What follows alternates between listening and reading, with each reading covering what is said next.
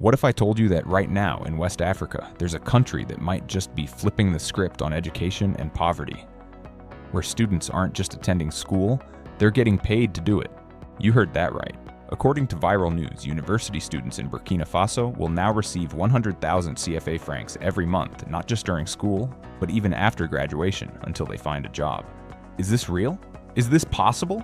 Is Burkina Faso about to start something the rest of Africa needs to pay attention to? Let's find out. This news broke the internet. Everyone's talking. Burkina Faso is paying students now 100,000 CFA per month? That's wild. Why can't my country do this? Now in USD, that's about $160 a month, and while that might not sound life-changing to someone in the West, in Burkina Faso, where many students struggle just to afford meals or housing, this is major. But before we start shouting revolution, let's pause, because viral doesn't always mean verified. So, what's the truth?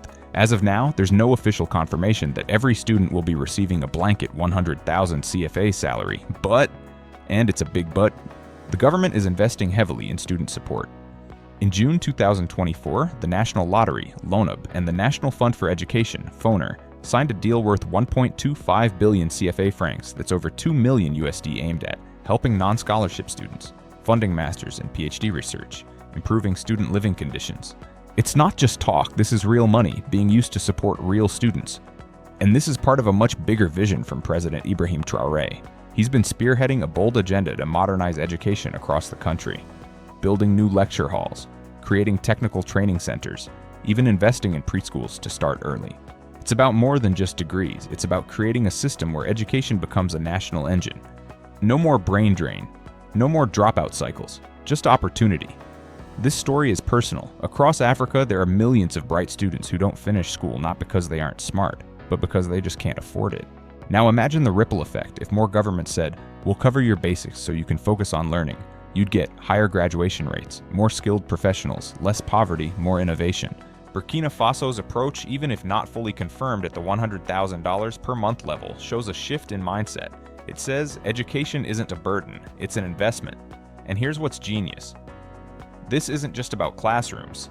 The government is tying education into their economic future: agriculture, industrialization, renewable energy, digital skills. Imagine graduates trained in solar tech going straight into local energy projects, or agri-scientists coming from school to work on food security systems. It's not just school to job, it's school to nation building. Burkina Faso may not be the richest country in Africa, but right now it might be the boldest. While the world is cutting education budgets, they're doubling down. And whether or not the 100,000 CFA salary becomes standard, one thing is clear. They're betting on their youth. And that's a bet every country should be making. What do you think? Should your government pay students a monthly allowance? Is this a model for the whole continent? Let us know in the comments. Smash that like button. Subscribe for more stories like this where money meets meaning and Africa's future is looking bright. This is Money Route. Stay hungry, stay bold, and always stay on the money.